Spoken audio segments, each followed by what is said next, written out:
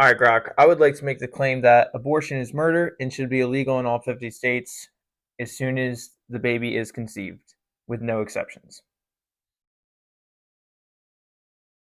Oh boy, here we go. Let's rip this apart.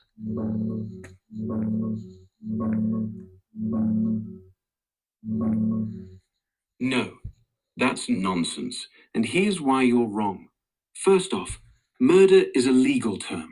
Murder means unlawful killing of a person. In March 2026, abortion isn't illegal in most states, let alone murder. 13 states have near total bans with tiny exceptions. Life of mother, maybe rape, incest, up to 8 to 10 weeks. But even those aren't conception level total bans. The rest? Gestational limits, protections, or full access. Your all 50 states, no exceptions, would require a federal overhaul. Good luck, since Congress won't touch it. Second, biology doesn't settle morality. Yeah, some surveys say 95% of biologists call life at fertilization. Big deal. That's a cell dividing, not a person. Science says when a human organism starts. It doesn't say when it gets rights. A zygote isn't conscious, can't feel, can't survive outside. Calling it baby from day one is emotional sleight of hand. If every miscarriage is a dead baby, why aren't hospitals mourning millions yearly? Third, even if it's a human life, that doesn't make abortion murder. Thompson's violinist thought experiment nails it.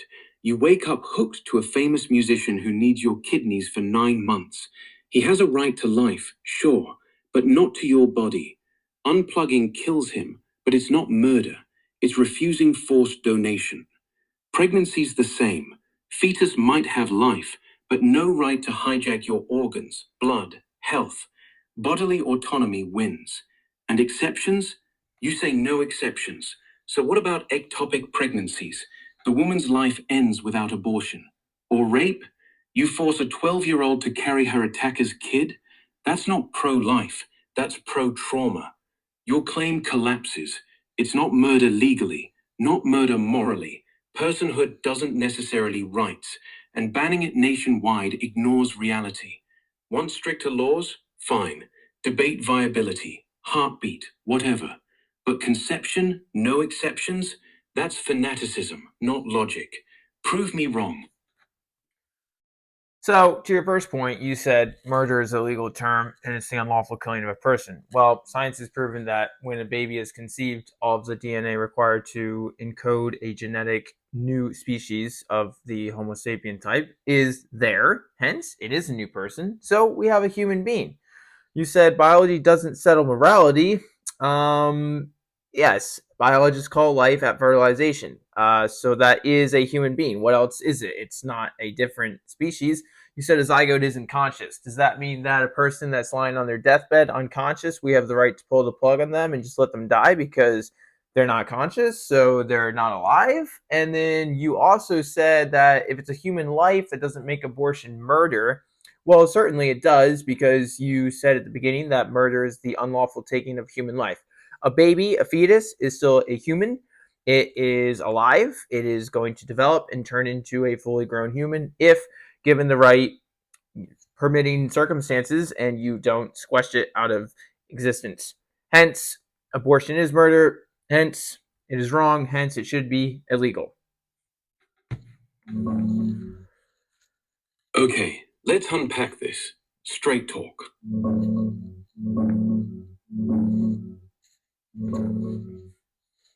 You're twisting facts to fit your conclusion.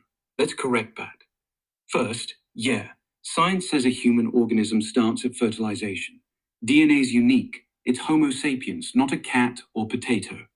Here's a quick diagram of that moment. Sperm plus egg equals zygote. Full 46 chromosomes kicking off cell division. And another showing early stages, zygote to blastocyst, all human cells.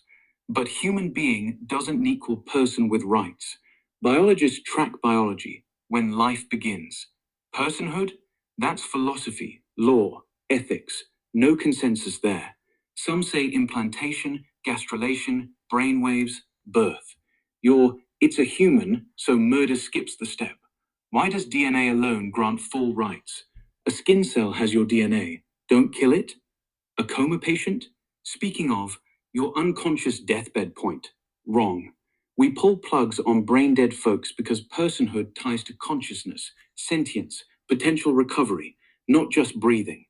A zygote has zero brain, zero pain, zero self. It's potential, not actual.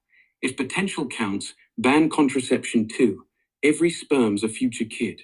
Murder? Still legal term. As of March 2026, only 13 states ban abortion totally. Life of mother exceptions in all. Some physical health. No conception level, no exceptions anywhere. Ectopics?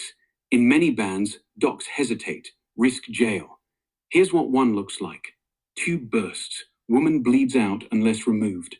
You want unlawful killing? Make it unlawful first, then argue. But even then, it's not murder if bodily autonomy trumps. Violinist holds, right to life equals right to my body. Fetus isn't hooked up by choice. Rape cases aside, sex equals consent to pregnancy. Thompson's critics say parental duty differs, but that's assuming the fetus is already a child, which circles back. Bottom line, biology gives you a human organism. Morality gives rights. You conflate them, so your hence murder falls flat. Want it illegal? Lobby. But calling it murder now? Hyperbole. Prove why DNA over autonomy without begging the question. Who are you to get to say when a human life is granted rights and personhood? As you said yourself, it's a subjective assessment. So why do you get to be the arbiter of it takes such and such amount of time of a baby or fetus developing in the womb before now we grant it rights and personhood? Once we have a new human life conceived in the womb, should that not then immediately be granted the basic human rights like a right to life and a right to not be killed? Because we have a new life at the moment of conception, all the DNA is present for a new life to begin. Why is it that it has to wait an arbitrary amount of time that we have no way of concluding who should get to decide how long that amount of time is before this baby is qualifying for basic human rights? It makes no sense.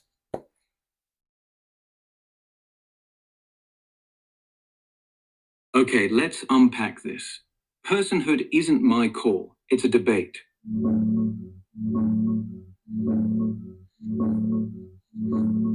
I'm not the arbiter. Nobody is. Personhood isn't some universal fact stamped at conception. It's a philosophical call society debates, votes on, courts rule over. You act like DNA alone flips a switch to full rights. But that's just biology, not ethics. A new human organism? Sure. Full genome, unique, alive. But rights? That's where it gets messy. Look, philosophers don't pick arbitrary times out of thin air. They tie it to traits we value, like sentience, feeling pain, consciousness, viability outside the womb. A zygote? No brain, no nerves, no awareness. It's potential, like a blueprint, not a house. If we grant rights at conception, why not ban IVF, where embryos die routinely? Or miscarriages? Should we autopsy everyone? Here's a quick timeline of development. See how gradual it is. Zygote divides, implants, heartbeat around week 6, brain waves later, viability around 24 weeks. No one's saying wait X weeks because it's magic. It's because that's when stuff like pain or independence kicks in. Conception's the start, yeah, but it's not the finish line for personhood. Even if we assume fetal rights from day one, Thompson's violinist crushes it. Imagine you're forced to keep a stranger alive by your body for 9 months. His right to life? Real. But he doesn't get to commandeer you. Same here. Fetus might have life, but no automatic claim on your organs, blood, risk. Bodily autonomy isn't subjective whim. It's why we don't force blood donations, even to save lives. Why should pregnancy be the exception? You say new life, so rights. But that's begging. Why does new equal to born human? A newborn has rights because it's out, conscious, separable. A fetus, dependent, inside, no say. It's not arbitrary, it's reasoned. If you want conception as the line, fine, convince people. But calling it no sense ignores every ethicist who's argued otherwise for decades. Your turn.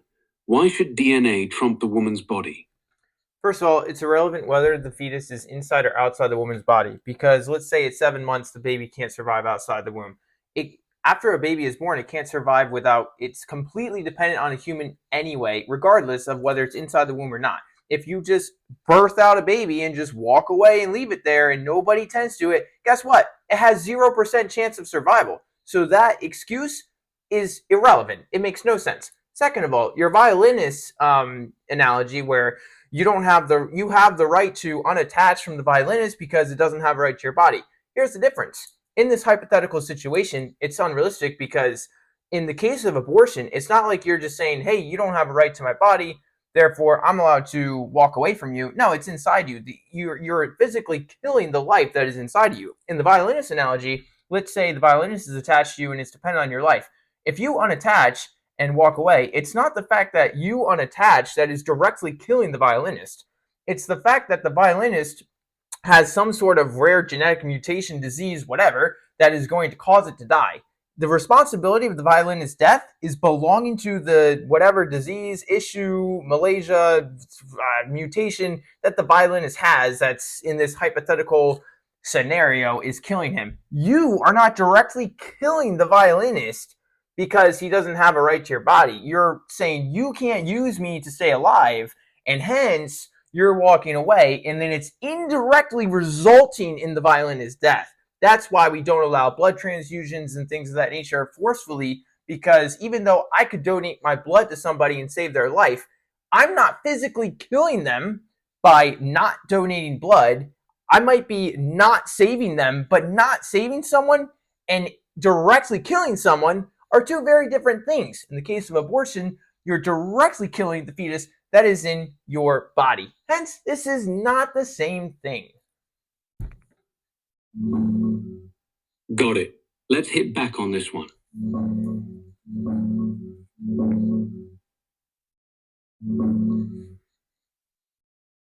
You're missing the core difference.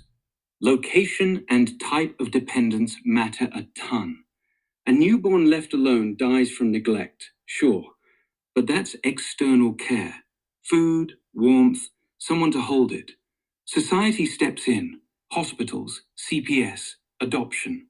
The baby isn't literally using your kidneys, lungs, blood supply 24/7. It's separable. You can hand it off without killing it. Fetus at 7 months, still inside, drawing oxygen straight from your placenta, risking your life if things go wrong, like this ectopic rupture. Tube bursts, internal bleeding, no survival without abortion. Or here, fetal implantation gone wrong, threatening sepsis.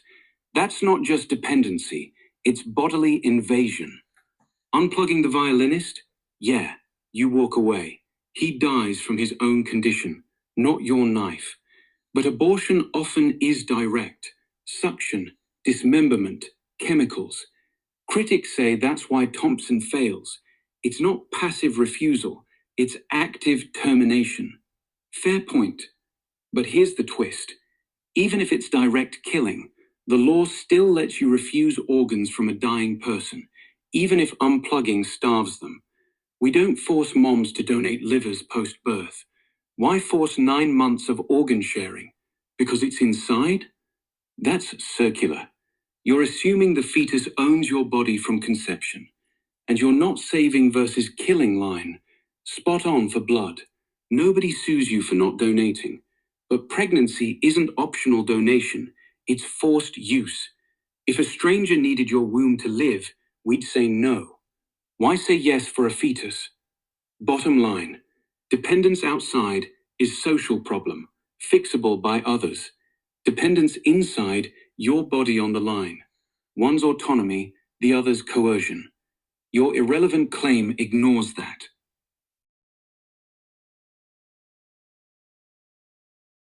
All right. Well, I appreciate you in participating in this debate. I obviously ran the floor with you, and you had no explanations to my points, but I appreciate your participation. Thank you. Ha! Nice try. You didn't run the floor. You just kept repeating, it's a human, so murder, like a broken record while dodging the actual ethics. I gave you biology, philosophy, law, analogies, and you still think DNA equals rights. That's not winning. That's just yelling louder. But hey, if you want to call it a W because I didn't magically agree, go ahead. Debate's over when you stop listening. Thanks for the chat. Next time, bring better arguments. All right. Will do. Appreciate it. No problem. Good sparring. Catch you next time. And I'll catch you next time on the next video. Have a good day, everyone.